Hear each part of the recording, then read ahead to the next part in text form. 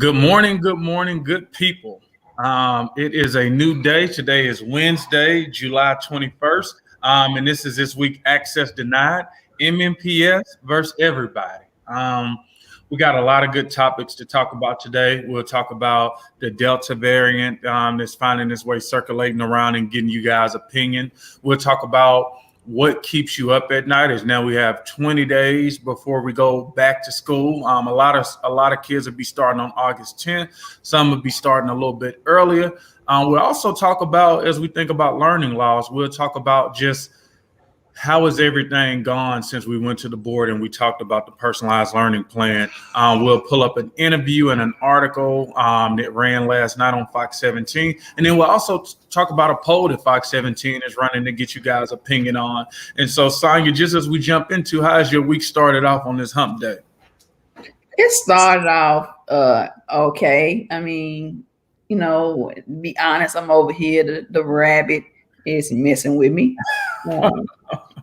I currently have my feet jacked up on the table support because the rabbit keeps trying to bite me. I think it's a mate, and we haven't got him fixed yet. So, yeah, I don't need two boyfriends. So you even gotta get rabbits neutered.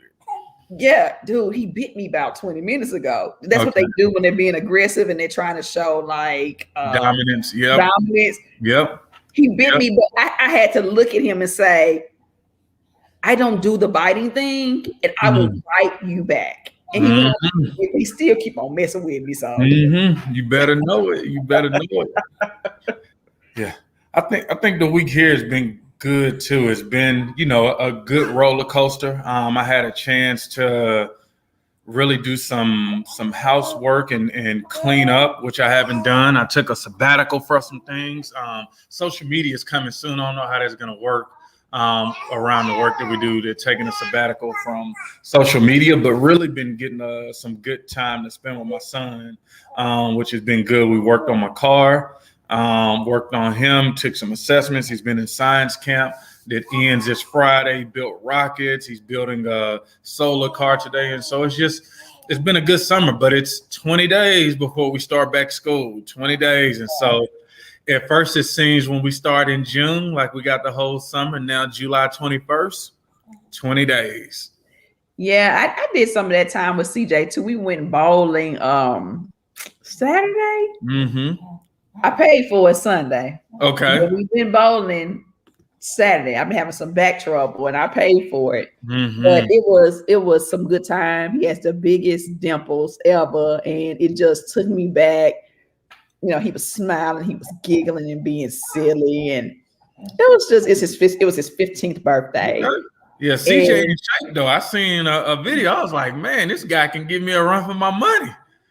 CJ is strong. And CJ he's serious about baseball. We going to the gym tonight. Okay. I don't know how that's gonna happen with my back problem, but just work on your leg. We're going to go see if I can do some stretching for my back and a little physical therapy. But yeah, like that time has been enjoyable. And parents, feel free to chime in. What are some of the things that you have done with your kids this summer that you appreciate? What are some of the intentional time that you have spent with your kids that you cherish, that you want to keep up even when the school year starts? Like I said, John is a 12-year-old. I'm like, you need to learn how to start working on these cars and checking the tire pressure and checking the oil to make sure your fluids are good. And so, yeah, it is a good time. But let us know so we can get some good ideas over here too, because the summer, between video games and TV in the room, we got to get our kids out and about because he'll sit in his room all day. Yeah, CJ's reading A Miseducated Negro. Oh. And so we're going to debrief that book. But we got a little reading in, and, he's been doing baseball, rehabbing a shoulder. Yeah. But I think, the challenge right now with 20 days away, John, is trying to figure out what school to send him to. And that's like literally keeping me awake at night. Yeah. I can only imagine. So it's starting the first year of high school? Yeah. Yeah. And I just don't have I don't have very good choices for him around here. Yeah. And what is his feedback? He would like to go to private school, but I can't afford it. Yeah. And that's a shame when a child, like, we don't have a lot of conversations about like the landscape of education. Yeah. But he knows, right? Mhm. And so for him to be like, I want to kind of go to a private school. And to be a mama that cannot afford to do that, when you know your child, like that may be the best option for him and you can't afford it, it's hard. Yeah. Yeah. And so as we even think about that, like, I know what you're thinking about is not just about the school, it's about education. As you look at ninth grade school year, like that's the foundation as you go through and matriculate through each of the grades. And so one thing that I want to transition into is MNPS board meeting last Tuesday. It was powerful. It was really good feedback. It was support. It was a stepping out time for some of our parents like Ivory, Mary, and definitely Victoria, who's always been out there. But what is just some of the feedback that you have received since it's been a little bit over the week? And then I want to talk a little bit about this Fox 17 article. The feedback, I mean, we've gotten so much support. The title of our show today is MNPS versus everybody. I'll say it again. Today's theme is MNPS versus everybody. And we've gotten just so much support from around not just in Nashville and the state of Tennessee, but around this country. For people that agree with what we're saying. It's a no-brainer. This is about being innovative and seizing the opportunity in the life of the opportunity. What I mean by that is we have so much money because people have been saying funding is the problem. Well, boom, check that off the list. The money is there. So now the question is, so what's the other excuse? We don't have time for that. Yeah. And talk about the money. So a lot of conversations when I'm just communicating with people, because it's one thing to like talk about school funding. It's another thing to talk about a lot of resources, a lack of resources. And so I find myself, I got this question that I asked to everybody just to get an understanding on just where they are in understanding like school-based and district-based budgeting. And I asked parents, I say, how much do you think the school's budget is for, between 80 to 86,000 kids, right? And you can imagine some parents are saying 10, some parents are saying 100, some parents are say, they got fully funded like it's 300. And when I say 1.1 billion, most people say, now did you say billion with a B or million with an M? And when I say billion with a B, they realize when we talk about MNPS versus everybody, like what that truly means. Because they feel with those amount of resources, and even as we think about this year, we just seen something that just came down the pike from the article that said we got 1.1 billion, and now we're about to add 276 million. Last night I put an equation on my Twitter. I said 1.4 billion plus 276 million equals 0. I'm sorry. I was petty as hell, but it was just true. It was true. It was true. And I don't mind speaking truth to power. Yeah. And if we're not doing that, what are we doing? And so, and I know some of the parents are on, but one of the things I want to jump right into, and if you got this, like, please share it out, let us know. But I want to jump into this Fox 17 article, but also video, just to really talk about, like, why are we advocating? for this personalized learning plan. But first, before we do that, can y'all like and share? Like and share. I see some folk on here, Victoria and Thomas and Rhea and Renita. I can't see everybody. Like and share. Let's get everybody on in here. Get them on in here. Y'all come on in here. Y'all wake up. Hey, Peanut. Hey, Gigi, baby. I'm just putting it out to some of the groups I communicate with. Yeah, let's take time. Let's get our folks. I see y'all coming on in here too. Come on in here. Come on in. It's MNPS versus everybody. And when we say MNPS, hell, I'm talking about charter schools too, because they MNPS too. So they don't get it twisted. I'm talking about MNPS, traditional charter, magnet, whatever, all the other schools. I'm talking about everybody. I'm talking about the system. Let me, what my friends say, let me be clear. Let me be clear. Y'all know what my friend is, right? The one and only President Obama. Let me be clear. He sure could give a good speech. All right, I think they coming on in here. Come on in here, y'all.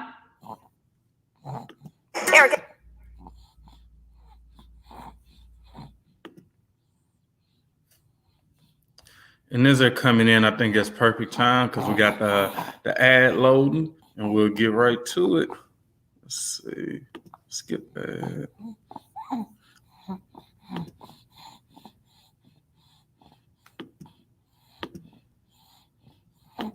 Okay. And Sonia, how did this interview come about as we get ready to load it up?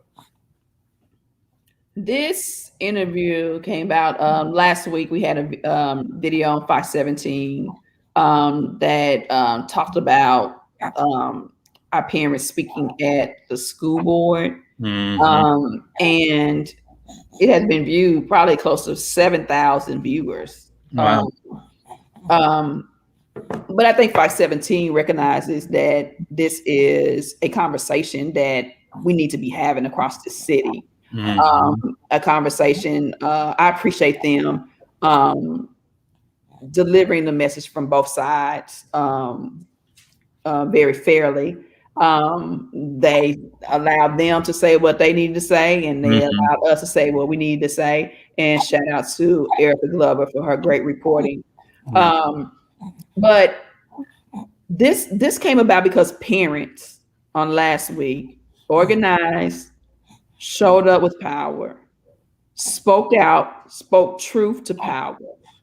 And as a result of that, it is still being talked about, and it should be talked about, and people should be awake at night. And people should be angry that after a catastrophic pandemic, a year or more of learning loss for these children, now we are going into a school year like it's 2019 and nothing happened. And I said that to say that the building is on fire and they're trying to put the fire out with a cup of water. Yeah. With no sense of urgency. And everybody in this city should be all hands on deck and should be listening to parents and what we're saying. And that's not happening. And so yesterday's interview was about what the district has and what they don't have and what they're not doing and what we're demanding. Okay. And with that, let's jump right into it, and then we'll get feedback after we show the video. Let's see.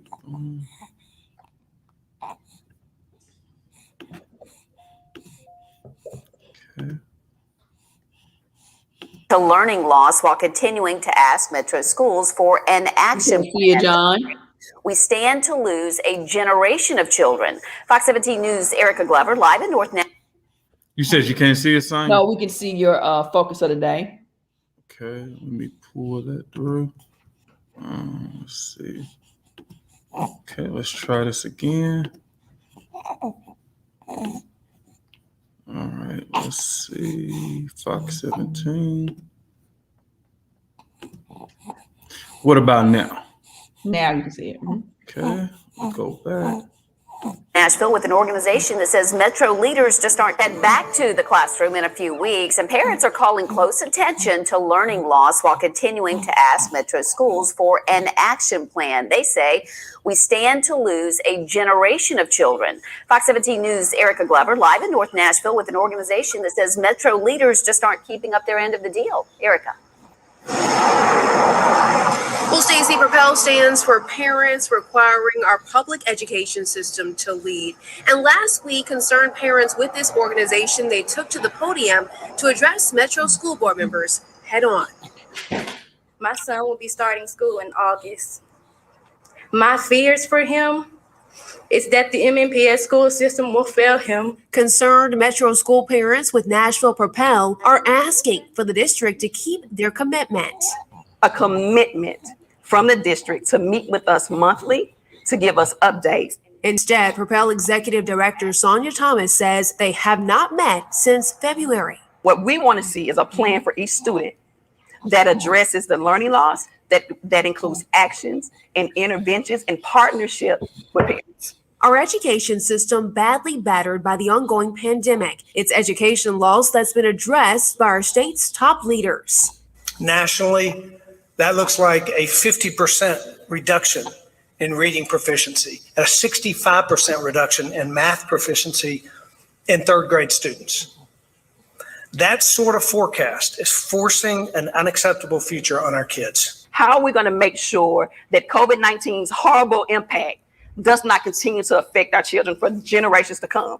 Today, we asked Metro schools for examples of their individualized learning plans. They pointed to this personalized student dashboard that allows parents to monitor student progress. I was also told about their high-dosage tutoring plan that's expanding to 5,000 students this upcoming school year.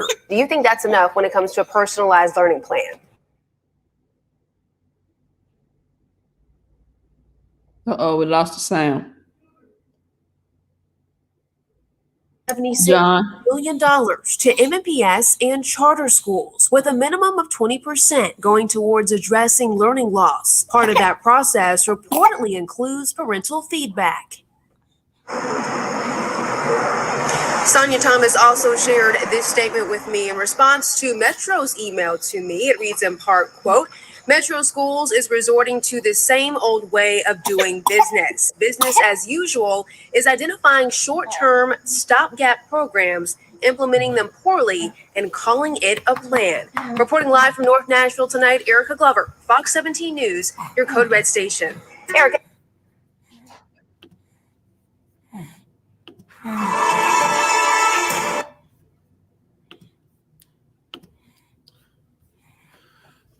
So as you've seen that, Sonya, like, what were some of the things, like, what made you talk about the topics that you talked about, even in the response in that last statement that you had? Because the district is saying that their plan is literacy reimagined. They're saying that their plan is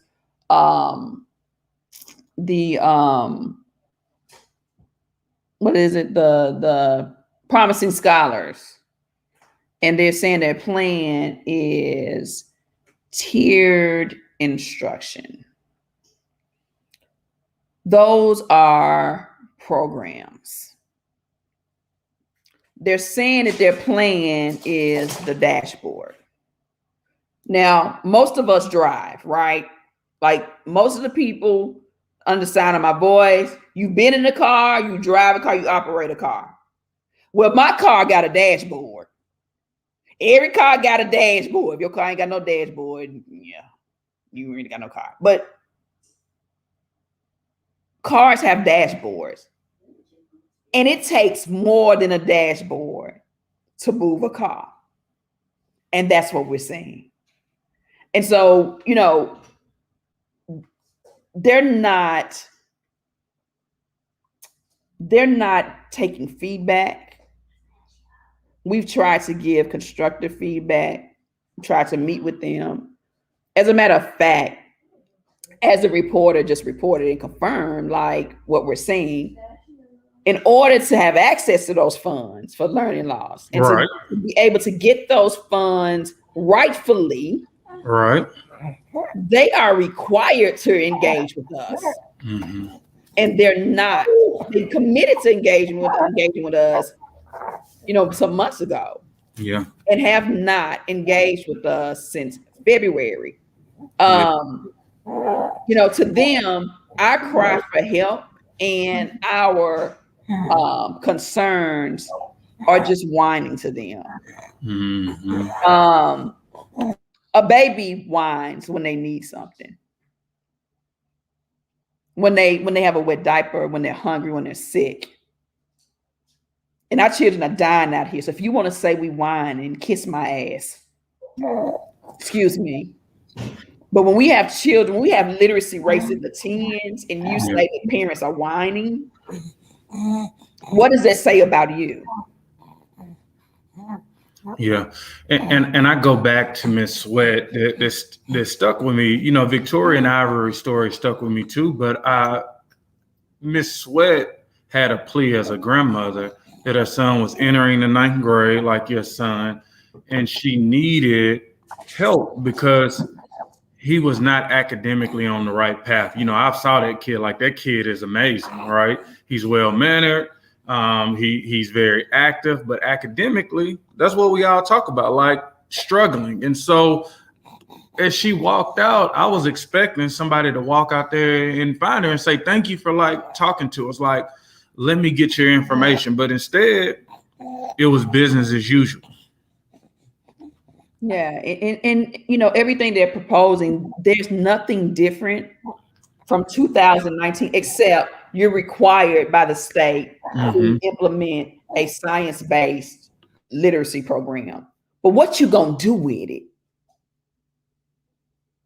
The only requirements really around that law is for the educators to receive more professional development. The ownership is still being put on a child and on a parent. Have they logged in to Reading 360? What, they should get the resources we have.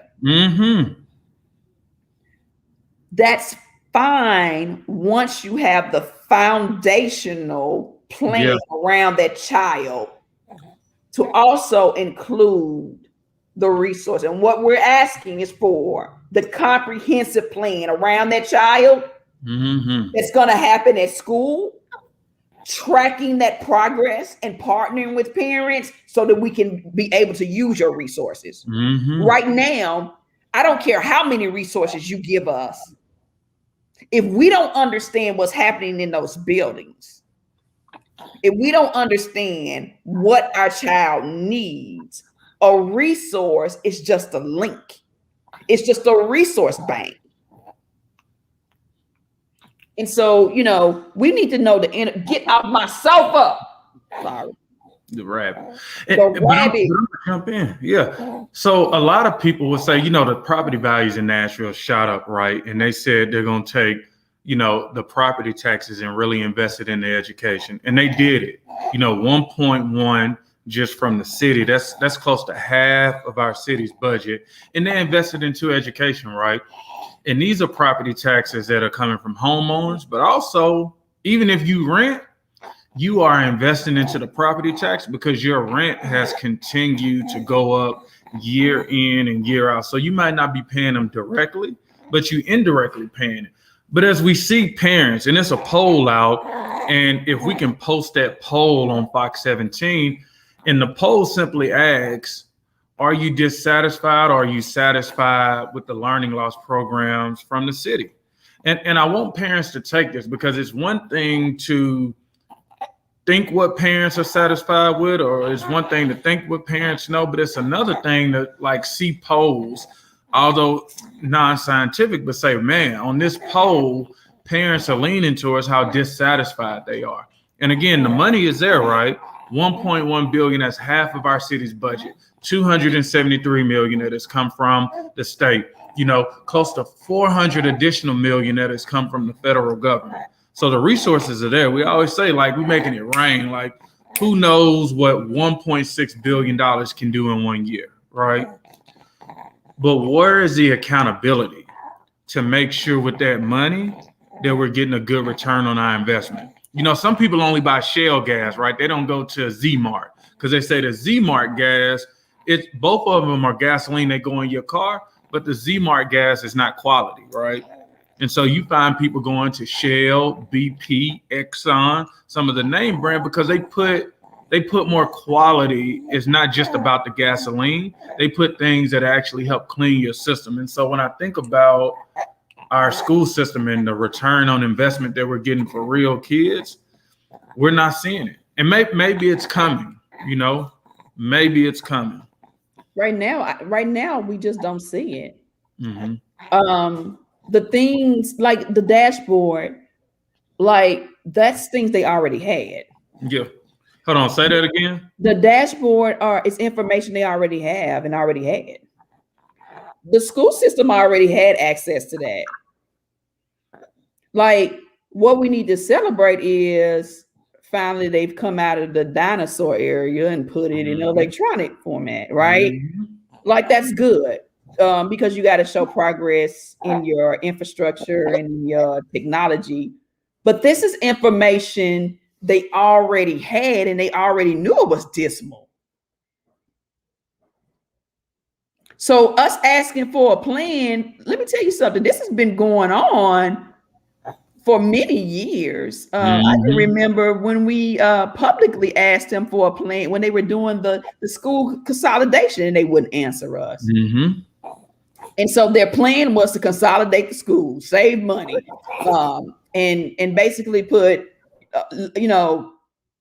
those students in the same environment, culture, and lack of no plan then.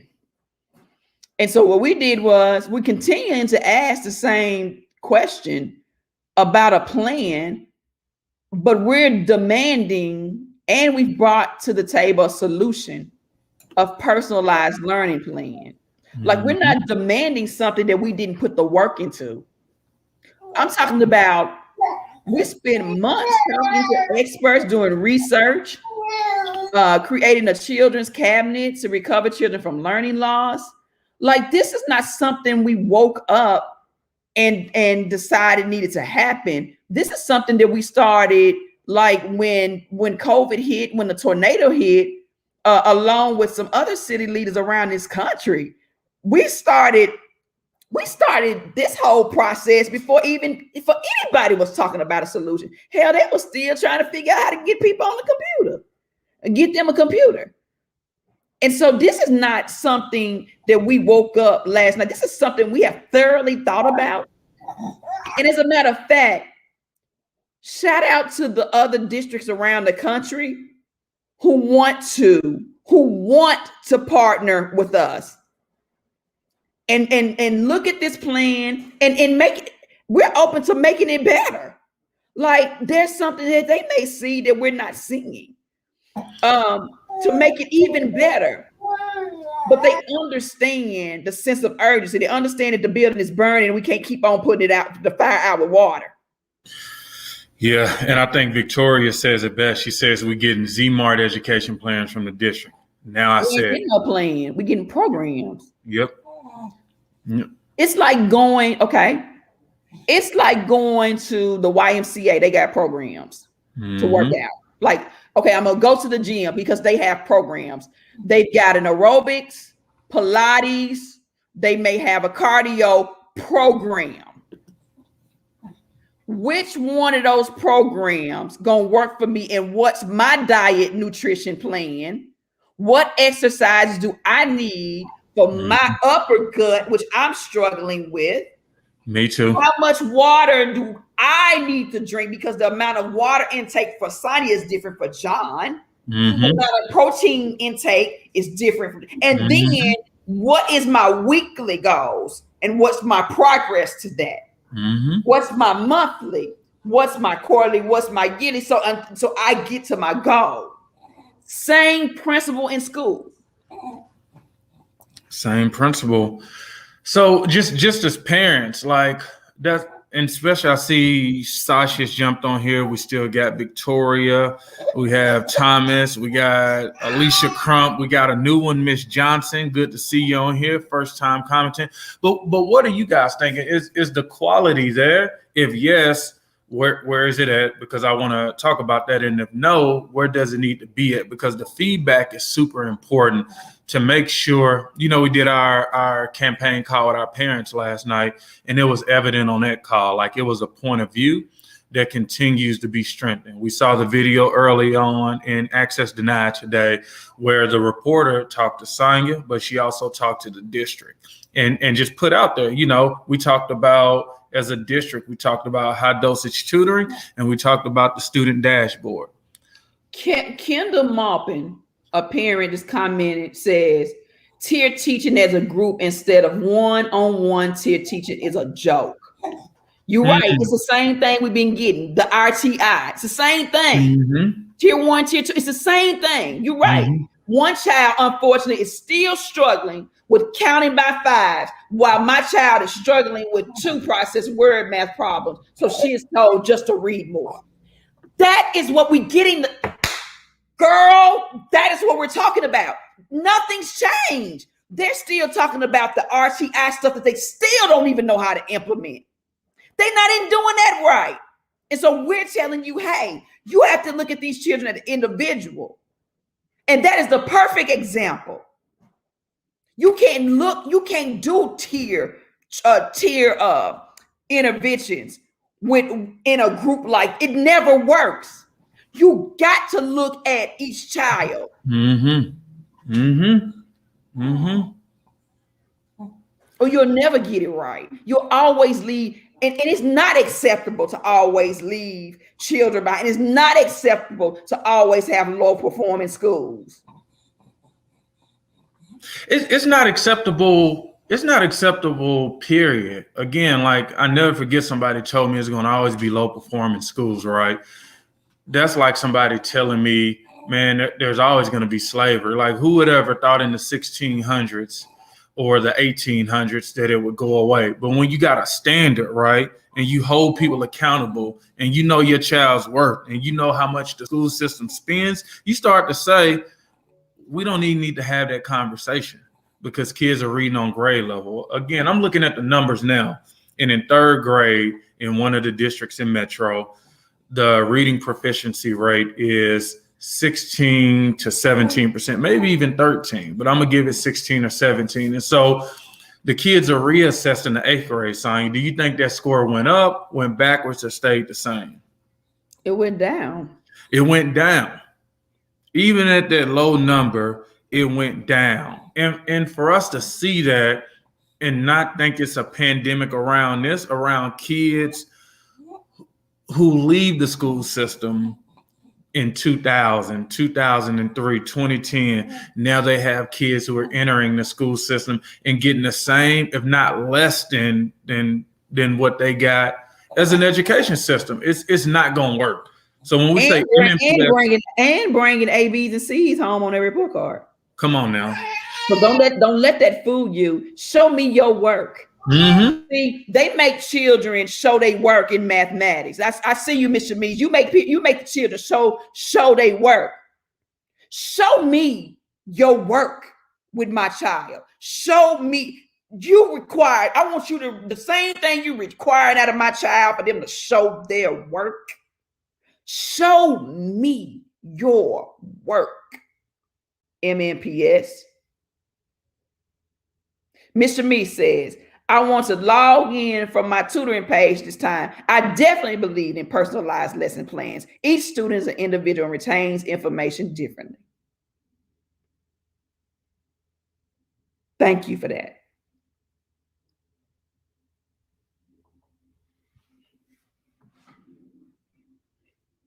It's a no-brainer.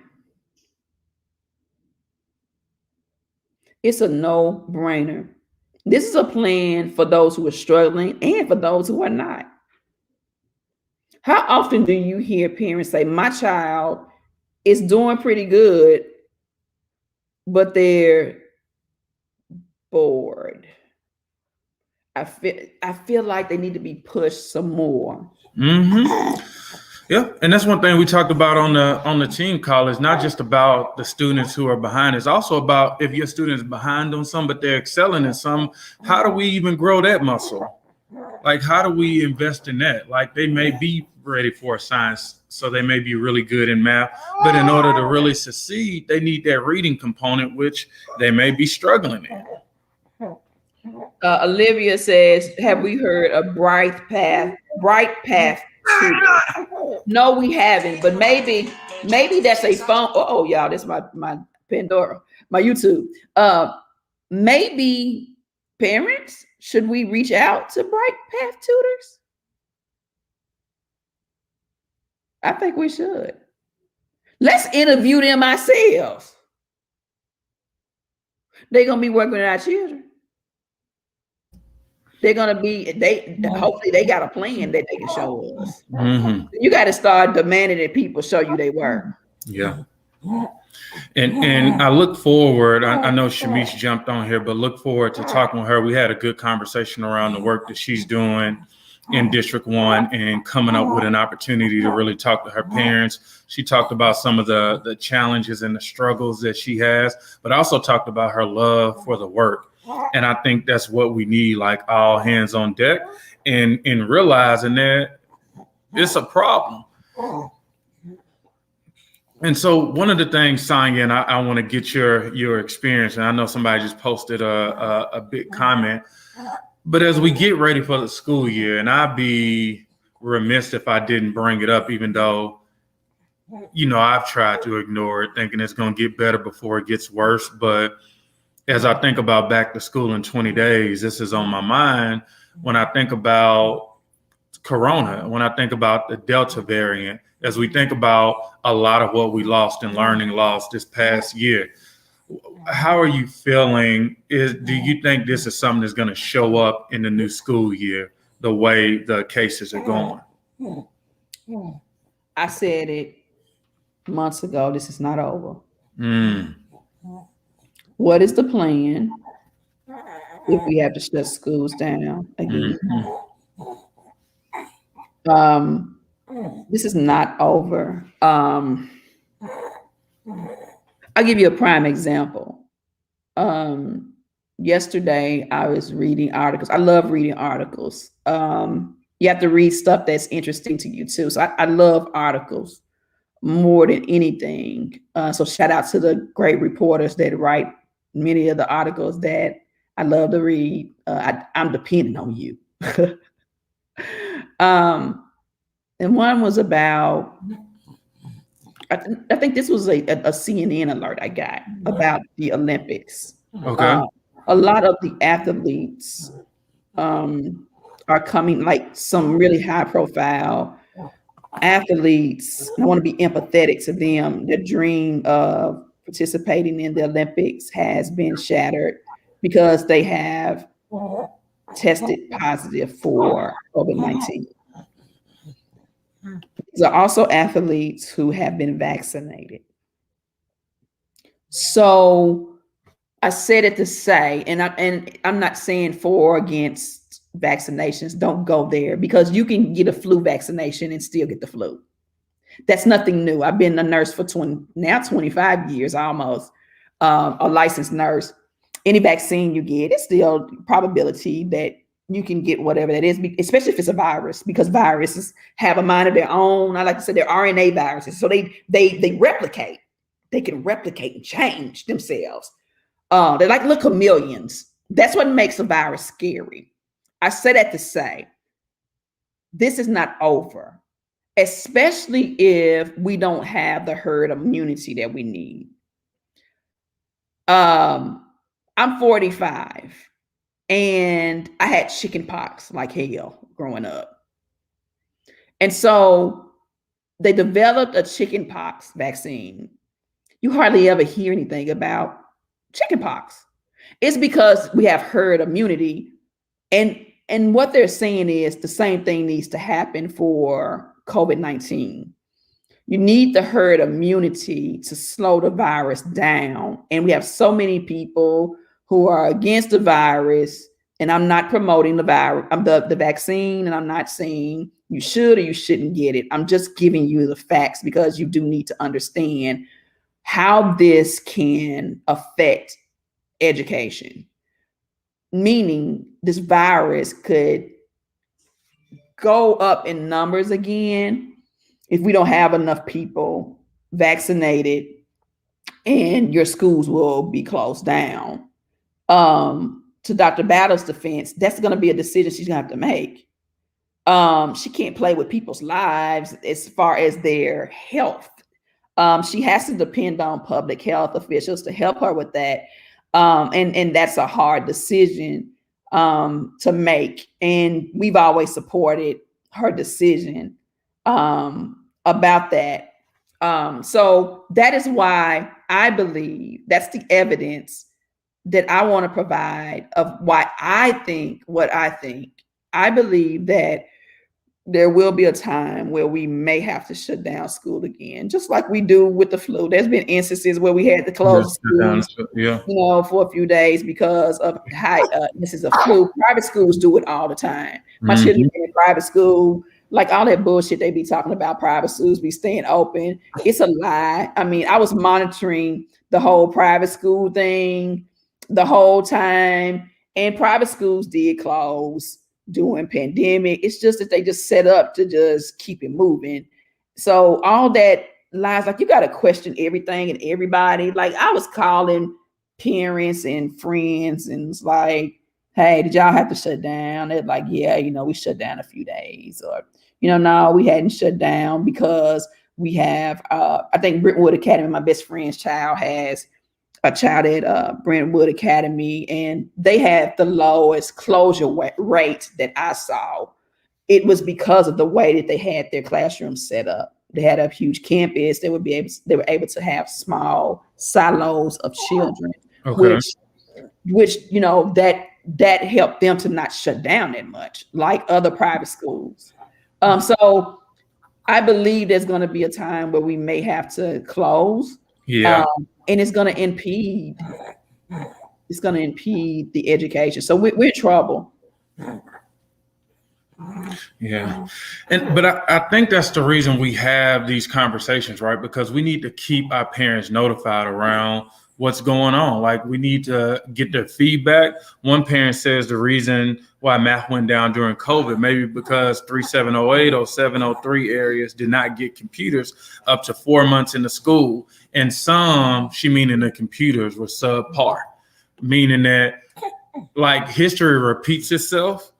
And back in the day, the reason they wanted to end segregation because the black schools were getting the hand-me-downs from the white schools. And so what I was hearing from some parents, they said the leapfrog computer that they bought for Christmas for their kids was better than the laptop they were getting from the school, which is a huge disservice.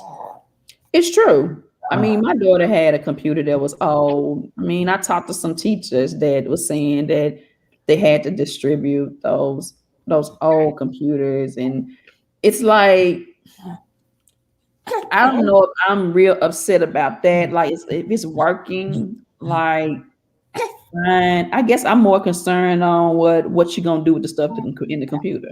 Like, it's about the how.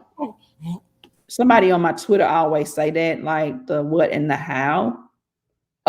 It's about the how people are taught, how we're teaching children. I really love that. I need to think about that and process that a little bit more. But I'm not so, for me, I want to make sure they have a working device, they have chargers, they have access to a help desk when they get in trouble, because we all got computer. The internet is undefeated, John. Like, how many times have we been on the computer like, that they have access to the supports that they need, and they're able to navigate it. Like, we should be, this is personalized learning. Yep. We should be assessing children the first 2 to 3 weeks of school should be there should be a plan around assessing the children, not just socially, emotionally, because that's important, right? You got to be emotionally stable to do things. And that's the growing conversation around the country. My boyfriend is a life coach and works in psychology. So, you know, I'm a champion for making sure that we're mentally healthy, physically healthy. But also, there should be a plan for certain things to be assessed, certain skill sets to be assessed at the beginning of school. I'm talking about the eye exam, the hearing exam. There should be a technology assessment, making sure that they have the technology, they know how to operate it. There should be a parent university where parents are taught about the dashboard. They're made sure that it's proficient, that the plan is laid out with the parent and the child. A 3-month plan. Oh, I'm getting into the weeds now. So I ain't gonna tell y'all all how to do it, because you know what, the district need to pay me. If you want me to freaking put together your plan, I think it's time you pay me, because y'all getting all that money, ain't doing nothing. I'm gonna get mad now. So now I'm finna give it away. Like, I think we could run a school district. I honestly do. I think that we could actually run a school district and be successful. Because we listen to parents and what they need. And sometimes it's not about what the parent is saying, because they may not be able to articulate. I can remember when CJ was struggling to read, and I would go to the school. This is why your dashboard don't work. This is why your dashboard don't work. He was struggling, and I would say, he's struggling, he's having trouble, especially in comparison to my other kids, and I know he's just as bright as they are. How do I help him? Because I don't know how to help him. So they would give me links and stuff. And they never identify what the problem was with him. So I'm trying to use those resources without knowing the problem. It's just like going to the hospital and you walking in the hospital and they just give you a pamphlet about breast cancer, but your prostate messed up. You gave me the resource. I'm gonna read it. Men got breasts too. You give me a breast cancer pamphlet or resource, and damn if it ain't the prostate messed up. It's life or death. Clear. It's life or death. It's life or death. It's Anna Thorson said it. She said it's like telling somebody they got cancer, but then don't tell them what kind of cancer they got. Is it leukemia? Is it prostate? Is it breast? So you just out here guessing. Yeah, so we can't even come up with a treatment plan for you. It's the same thing we're saying, and it's life and death. Yeah. And I want to talk about some as we talk about life or death science. So I had the pleasure last week to speak at the Juvenile Justice Center graduation, right? And first, what alarmed me was like it was 3 graduates, and that was the highest number they had. And so shout out, because it seems like they're really investing into the kids, and they brought all the other kids in order to see them in their graduation roles with their families were able to attend. But one thing I realized that those kids, the joy in their face, but they also talked about, they kept saying being on the outs. Like they kind of liked it in juvenile. I think Carson agrees. They liked it in juvenile because they had the support there. And that really stood out to me. The biggest smiles, their families were there, but they were like, we appreciate the support that was given inside these walls. And it was kind of like, they didn't want to leave juvenile because they know all those interventions, all that support was going to go away. One of the graduates started preaching, and I was just like, what is going on in here? And it just showed you the other kid had the biggest Kool-Aid smile ever the whole time. And it's just, if not for anything, we got to do it for our kids, because this is the next generation. Like the money is there. We need to be accountable. But those kids who become hopeless, they said the best thing that could have happened to me was getting locked up. And that's an oxymoron. Mm. When I think about, I worked in the prison system too. I worked in Riverbend maximum security, death row, worked on death row. Most of these people that have been executed over the last 10 years, I know them personally. So I always tell you, I grieve when somebody goes on death row because I know that person, right?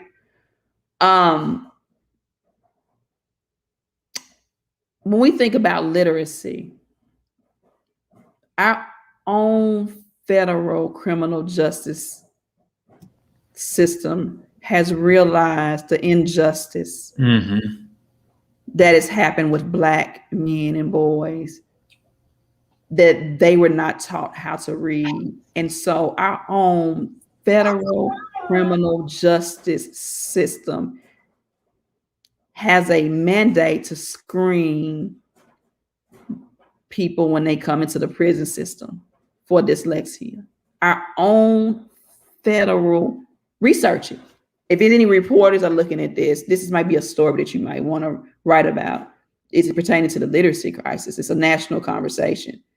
Our federal criminal justice system realized the injustice that has happened outside of those walls and have taken it up on themselves to screen people who come into the federal prison system for dyslexia and literacy issues. Our good friend Raheem Buford, who was in prison for many years, grew up in my neighborhood for high crime that he has been held accountable for. After I spoke with him and had a one-on-one with him, just to confirm my thoughts, right? I already know it, but about him, I asked him about how was school for you? He felt hopeless. Like nobody encouraged him. Nobody set any goals for him in school. Nobody listened to what he cared about. A lot of this is about listening. The personalized learning is about listening to that child and listening to that family, which the system just in MNPS fails horribly at that. So when they say that they can't do it, that's the why they can't do it, because they ain't gonna listen to no damn body. Anyway, Rodney explained to me his journey, and it was the same as the journey as the boys in Houston in What the Words Say. He struggled, and when he got in prison at Riverbend maximum security, he was by himself. No other struggles like what I'm gonna eat and drink and all that stuff, because you get that, right? Yep. You got so much time to not worry about the things people have to worry about in these corners of Nashville, that he was able to tap into the programs there at the prison. And this man's got a bachelor's degree. He is leading a 501c3. But he got out of prison with less rights than a freaking dog. Less rights. You can't vote. You did your time. You looked at as a murderer, a predator, or a robber. You don't have access to federal funds like Pell Grants and things like that. You're a second-class citizen. You're second, and you paying taxes. And you paying taxes.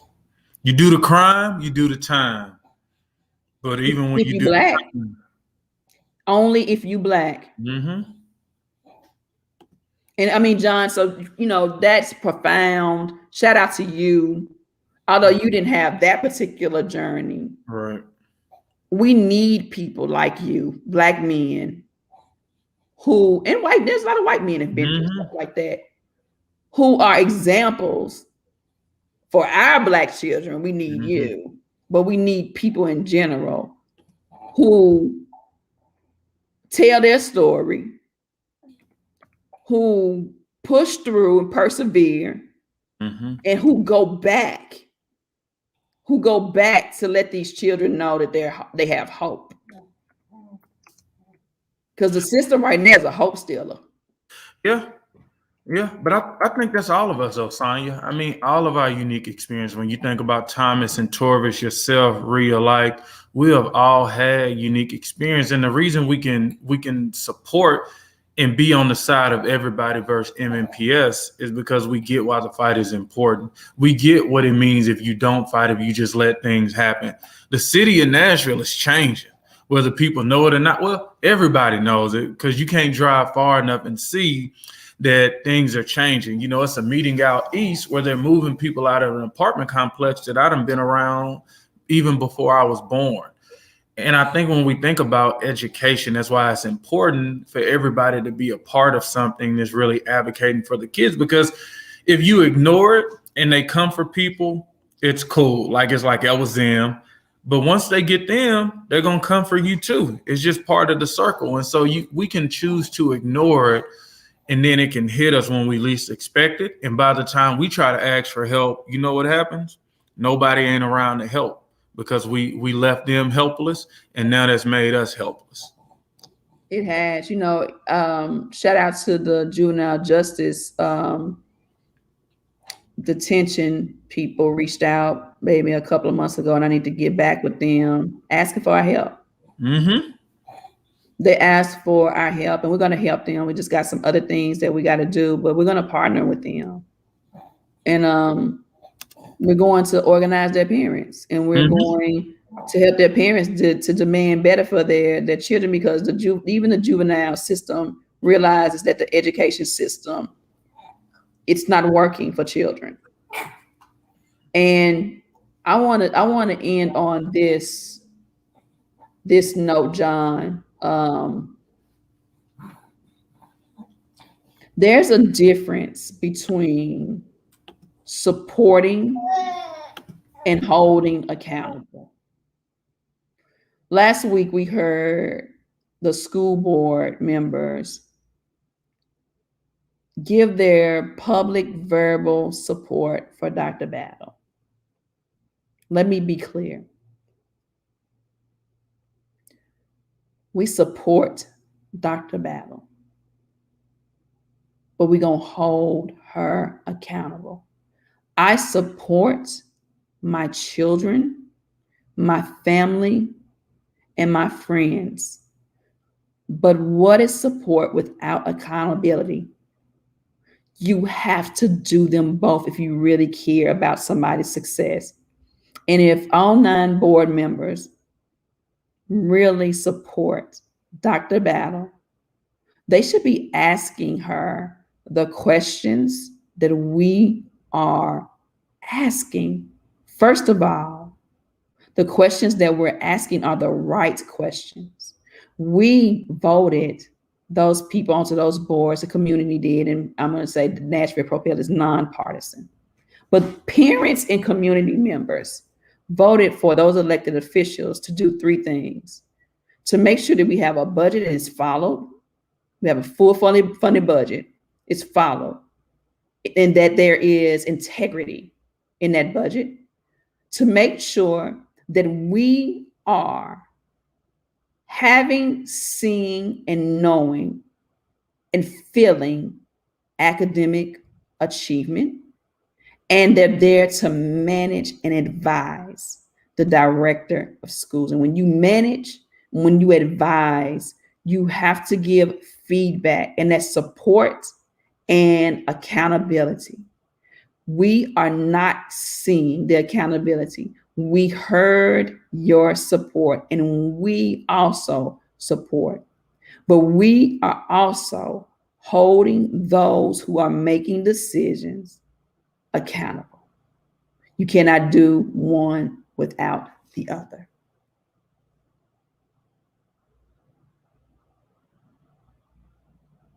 And no, I'm not going to run for mayor. Somebody tweeted this, Sonya for mayor. Hell no. And with that, continue to check us out. We got some really great things coming up. We got our back to school, our say, Sonya, is it the title of the back to school bash? Oh, let me get there. Wait a minute. Yeah. So as Sonya gets that, like back to school is coming up, and we are partnering with community organizations right in North Nashville, 37208. We'll have 1,000 backpacks. We'll have a bouncy house. We'll have cotton. Like this is going to be some happiness, some joy, opportunities to connect, and really opportunities to make sure we don't start this new school year and go back to business as usual. And so be on the lookout. We'll be releasing that save the date and the full flyer. Yes. And so the name of our event, let me get it here. Y'all know my memory ain't good. Is oh Lord, John. I'm sorry. No, it's all good. Just know Danielle just texted to me. See, that's having a good operations manager. It is the big back to school, but not back to business as usual. As usual. Yep. Thank you, Danielle. Danielle keeps me straight. Shout out to her. The big back to school, but not back to business as usual kickoff. Kendall, do you teach in the system? First of all, thank you for joining us. It's the first time I've seen you on here. She said, our children are our most precious commodity, and you are right. And we're going to protect that thing. I think our biggest fault is that we have trusted the system for far too long. That is the parent. She said, no, ma'am. John. Yep. Nope. I think it's already a message on the comments for the inboxes. Our biggest fault is parents. Like I saw somebody do a tweet the other day about parents, and parents got a responsibility. Damn, we know everybody got a responsibility, right? But folks do that when they don't want to be accountable for their mess. Then they'll say, well, you didn't do what you supposed to. My ex-husband used to do that. I'm like, they ain't talking about that. Like parents do have responsibility, and I get on parents too. Anybody can get it. But what we're talking about is a school system that does not even set a stage for parents to be successful. A school system that has for far too long been anti-partner, made parents lose hope and faith and trust in the system. They don't trust y'all. They're not gonna join the PTA when they don't trust you. Talking about selling donuts and you ain't teaching my child nothing. They're not gonna do. I ain't selling another damn donut. I done that only to get what I got. 7th grade reading on the 2nd grade reading level. I ain't selling no damn donuts. Excuse me. And I know PTAs are needed, but teach my child. Educate my child. And this ain't about teachers. I don't really think it's a teacher problem. It's a system problem. It is a system problem. It's a system failure. There's some great educators. Hands tied. That's like saying Save a Lot sucks because of the clerks. No, Save a Lot meat ain't that good because it's the leadership that's making sure the chain of delivery is good. The quality is good. The clerks are the clerks. Man, they used to say that. Look, I used to work at Metro General.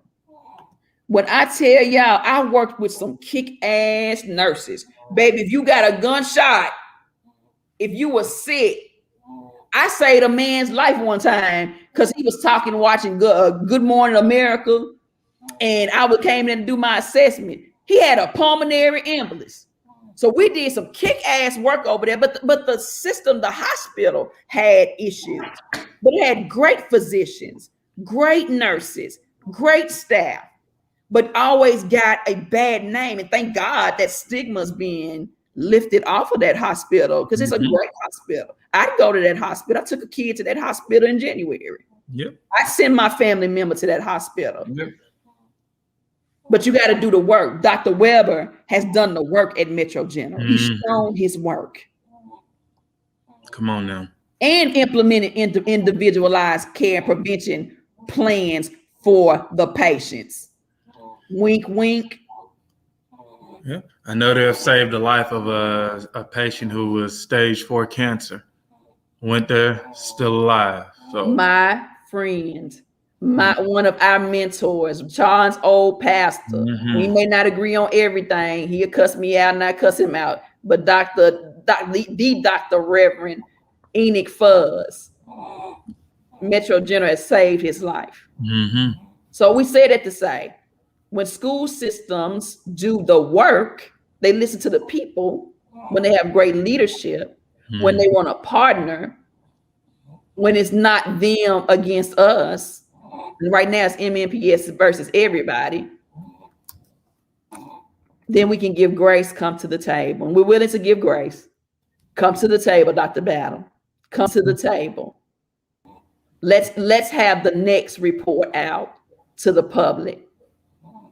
Let's report out that we put this plan together. We're gonna work together and we're gonna get this done. Let's let that be the next media headline, that there's a personalized learning plan for all students, and Dr. Battle and the district worked with us to put this together and get it implemented, and we'll continue to work. Let's make that the next media headline, but let's do it and not just say it. Mm-hmm. All right, guys. Thank you for tuning in as we have on here, and make sure to like, follow, and share us on Twitter, Facebook, and Instagram. We'll see you guys next week.